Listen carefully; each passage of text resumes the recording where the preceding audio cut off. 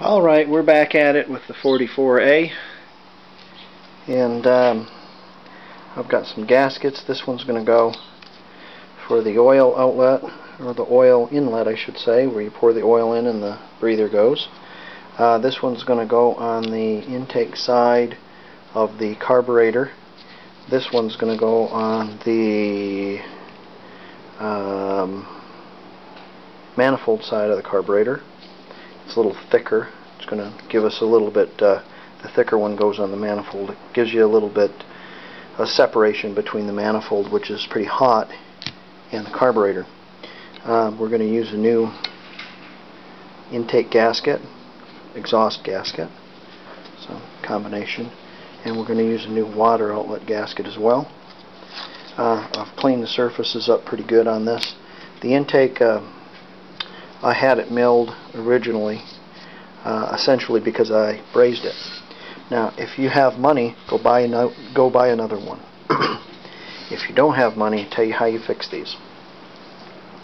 I had crack running this way, crack running this way, and I think I had a crack here.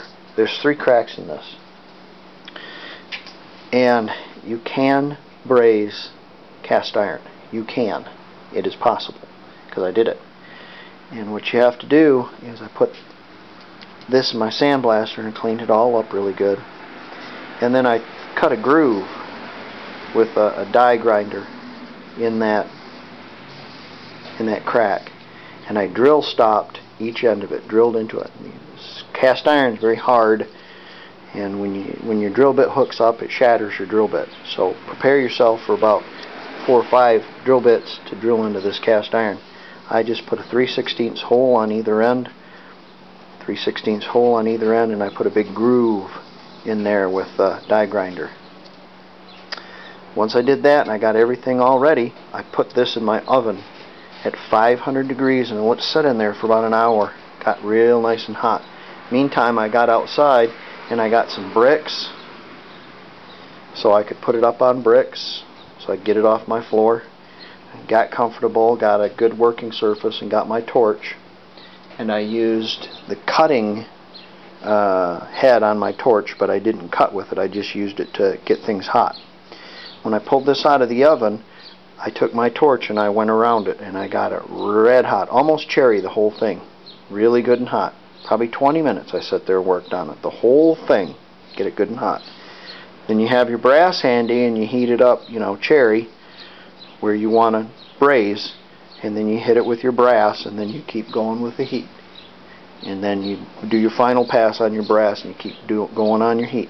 The whole thing is you have to keep this thing almost cherry, very hot.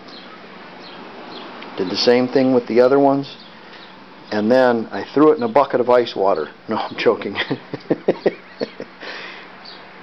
When I got done, I sat there with a torch, and I kept it getting hot, Well, I kept backing off of it, so instead of being cherry, it was, 800 degrees or whatever, 700 degrees, whatever. If you have a thermal imager, it works really well. When you get down to about 500, go throw it back in your oven. Turn your oven down to 400. About 15 minutes later, 300, and 200, and then shut your oven off and let it cool down naturally. Don't use any water on it. And what this does is it expands everything so your brass won't separate from your cast iron, and it works. It really does.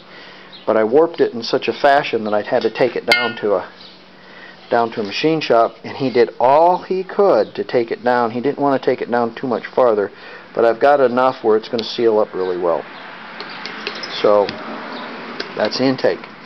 Okay, we're going to try to put all this stuff on this tractor today. We're going to put our intake on, our oil inlet, our oil breather, our starter. I already did the starters pretty nice. I mean, as far as cleaned it all up and painted it. Our battery tray, our water inlet, and our fan shaft. We're going to put all this stuff together. All this on there before we can make it run. Now, the fan shaft. Let's talk about the gasket on the fan shaft. The gasket on the fan shaft, I have the original gasket. It's all old and cracked and whatnot like that, but I'm going to put a little sealant on it and I'm going to use it again. And the reason why is because that gasket sets the pinion here and the other gear. We call it a ring gear, I guess, but it's just got a pinion and ring kind of a situation, and it sets the distance between them so they're correct. There's a couple of places that sell a fat gasket and a thin gasket. Don't know nothing about that, but you know, I mean, it just seems like if you got that, it probably wouldn't work. I don't know. Maybe it will, maybe it won't. But I'm going to use the original gasket, and I'm just going to have a little sealant on it and put it back in there, and it should be just fine.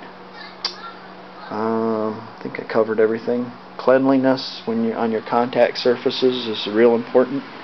As far as oil leaks and stuff, you want to wash things off with lacquer thinner or something, so you get a good clean. It's going to stick really well. You know, your gasket is going to, and your gasket glue.